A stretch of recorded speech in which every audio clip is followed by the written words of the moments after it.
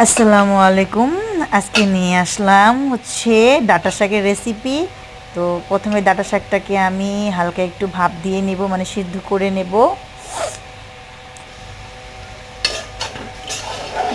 এটাকে আমি ভালো করে একটু সিদ্ধ করে নেব, পানিটা ঝরাই নেব সিদ্ধ করে। তারপর হচ্ছে এটাকে তেলে ভাজবো। তো প্রথমে কড়াইতে আমি তেল দিয়ে নেব। কড়াইতে। তারপরে হচ্ছে কেটে রাখা পেঁয়াজ মরিচ তেলের ভিতরে ছেড়ে দিব।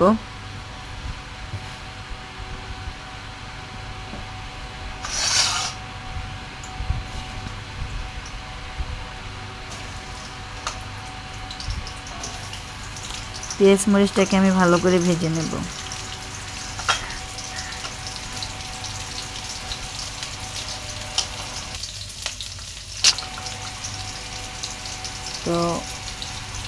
তো ভাজা হয়ে গেলে ভালো করে, তারপর এটার মধ্যে আমি যে সিদ্ধ করা ডাঁটা শাকটা ছিল ওটা আমি অ্যাড করে দেব।